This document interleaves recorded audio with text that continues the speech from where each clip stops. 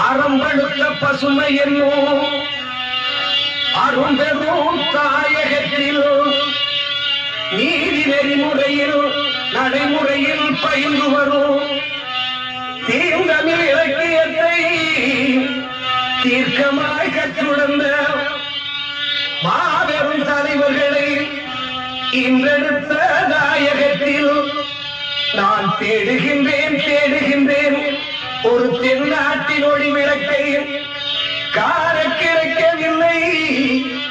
அந்த காரியத்தின் நாயகனே கரங்குறைய என்பதும் என் கரங்களுமே நடுங்குறையா. தெய்வமே தெய்வமே தெய்வமே